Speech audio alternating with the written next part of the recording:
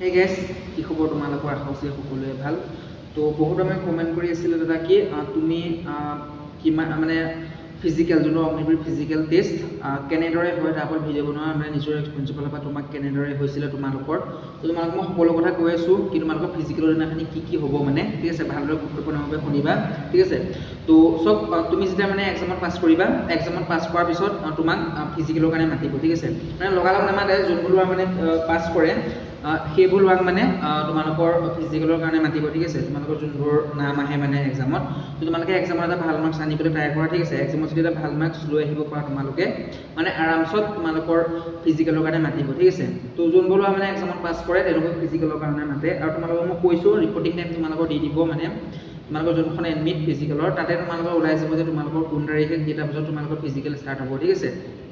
তো তোমালোকৰ যোনদিনাখনি যাবা তোমালোকৰ প্ৰথম তোমালোকৰ এণ্ট্ৰি হ'ব, তোমালোকৰ আধাৰ কাৰ্ড লৈ যাবা, তোমালোকৰ আধাৰ কাৰ্ড চেক হ'ব, আধাৰ কাৰ্ড চেক হোৱাৰ পিছত চুলি তুলি কাটি যাবা, ঠিক আছে। আমি যেতিয়া গৈছিলোঁ ইণ্টাৰভিউ দিবলৈ মানে তোমালোক চুলি তুলি বহাই নাযাবা, কাৰণ ডিচিপ্লিনটো অলপ মেইনটেইন কৰি ৰাখি যাবা। চুলি তুলি যদি মানে ৰাখি যোৱা মানে তেওঁলোকে অলপ বেয়াভাৱে মানে বেয়া বুলি চায়, অলপ বেয়া চকুৰে চায়।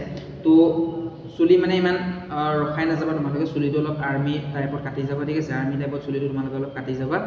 আৰু চুলিটো কাটি যোৱাৰ পিছত তোমালোকৰ মানে নিজৰ ভাল মানে চুলি তুলিবোৰ কাটি যাবা, নিজৰ কাৰণে ভাল, ঠিক আছে। আৰু সেইবোৰ হৈ যোৱাৰ পিছত তোমালোকৰ এণ্ট্ৰি হৈ গ'ল। এণ্ট্ৰি হৈ যোৱাৰ পিছত তোমালোকক বহাব গ্ৰুপ ছিষ্টেমত। আৰু তোমালোকক একেবাৰতে চব দৌৰাই নিদিয়ে। আমি দৌৰোতে প্ৰায় মানে আমি যেতিয়া দৌৰিছিলোঁ তেতিয়া প্ৰায় 90টা ল'ৰা দৌৰাইছিলে আমাৰ গ্ৰুপত, ঠিক আছে। আমি ফাৰ্ষ্ট গ্ৰুপত দৌৰিছিলোঁ আৰু মই ছেকেণ্ডত সোমাইছিলোঁ, ঠিক আছে। তুমি ৰানিং কৰোঁতে যিমান পাৰা প্ৰথমতে মানে স্পীড দৌৰি নিদিবা, ঠিক আছে। যেতিয়া মানে ৰানিং কৰোঁতে মানে প্ৰথমতে স্পীড দৌৰি নিদিবা, ঠিক আছে।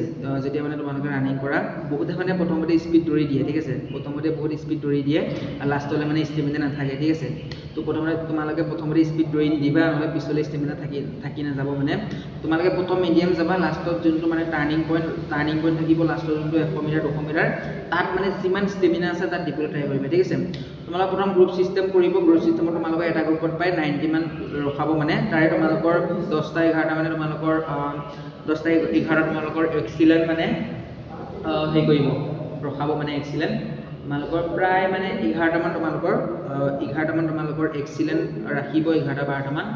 আৰু তাৰপিছত তোমালোকৰ গোটো ৰাখিব, গোট 20টামান ৰাখিব। আৰু বাকী যোনবোৰ ল'ৰা মানে ফেইল হয় ৰানিঙত তেওঁলোকে মানে য'ৰ পৰা আনিছিলে তাতে আকৌ মানে গাড়ী উঠাই থৈ আহে, ঠিক আছে। তো তেতিয়া তোমালোকক বহুত বেয়া লাগিব, যেতিয়া মানে পাছ কৰিব নোৱাৰিবা তেতিয়া বহুত বেয়া লাগিব মনতে, ঠিক আছে। তো মই এতিয়াই কৈছোঁ তোমালোকক ভালদৰে মানে প্ৰিপেৰেশ্যন চলোৱা, ঠিক আছে। ভালদৰে প্ৰিপেৰেশ্যন চলোৱা এতিয়াৰ পৰা, ঠিক আছে। ভালদৰে প্ৰিপেৰেশ্যন চলোৱা, ভাল এটা ফিজিকেল আনিবলৈ ট্ৰাই কৰা, কাৰণ তুমি ইমান দূৰৰ পৰা ইমান কষ্ট কৰি যেতিয়া ফিজিকেল দিবলৈ যাবা তেতিয়া তোমালোকক বহুত বেয়া লাগিব, মানে কেলৈ আহিলোঁ, কি কৰিলোঁ, মানে কিবা মানে কৈছোঁ তোমালোকক মোৰে লগৰ মানে বেয়া হৈ যোৱাৰ পিছত কি কৰোঁ কি নকৰোঁ লাগিছে, ঠিক আছে।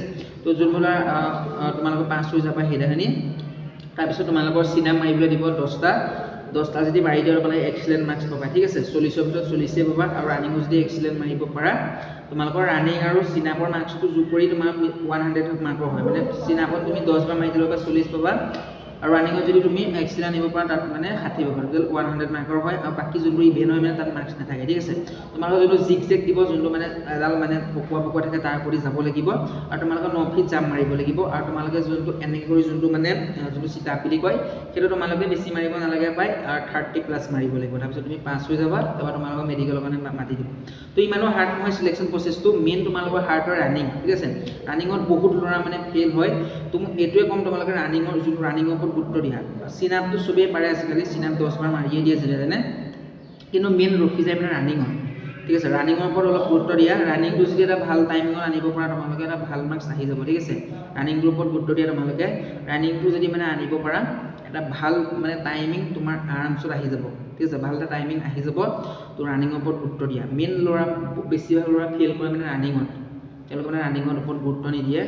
তুমি নিজে এটা ভাবিব পৰা টাইম বহুত কম থাকে, তুমি 5 মিনিটৰ ভিতৰত সোমাবই লাগিব, মানে 5:30 বুলি যদিও কয় মানে 5:20 অলৰেডি বহুত ল'ৰা সোমাই যায় আৰু বাকী ল'ৰাবোৰ থাকি যায়, ঠিক আছে। সেইকাৰণে ৰানিঙৰ ওপৰত গুৰুত্ব দিয়া, এটা ভাল মাৰ্কছ আনিবলৈ ট্ৰাই কৰা। যদি ভাল মাৰ্কছ এটা লৈ আনিব পাৰা মানে ফিজিকেলত ফাইনেল লিষ্টত নাম হোৱাৰ মানে বহুত চান্সটো বাঢ়ি যায়, ঠিক আছে। তোমালোকৰ ৰানিং আৰু চিনাপ মাৰি দিয়াৰ পিছত যদি এক্সিলেণ্ট মাৰিব পাৰা নিজৰ কাৰণে ভাল। ৰানিঙো এক্সিলেণ্ট মাৰিবলৈ ট্ৰাই কৰিবা। মানে মেইন ইভেণ্ট ফিজিকেলৰ দিনাখনি এইটোৱে হয়, তোমালোকৰ ৰানিং হ'ব প্ৰথম, তোমালোকৰ চিন আপ হ'ব, তোমালোক 9 ফিট জাম্প মাৰিব লাগিব, 9 ফিট জাম্প মাৰাৰ পিছত তোমালোকৰ যোনটো জিগজেগ বগাব লাগিব, ইমানেই হয় আৰু চিট আপ এটা মাৰিব লাগে, বাকী ইমান হাৰ্ড নাথাকে, ঠিক আছে। চিলেকশ্যন প্ৰচেছ ইমানেই আছিলে, ইমানো হাৰ্ড নাথাকে। তো ভিডিঅ' যিমান পাৰা ল'ব পাৰে শ্বেয়াৰ এটা কৰি দিবা। তো সকলোকে ধন্যবাদ, ঠিক আছে।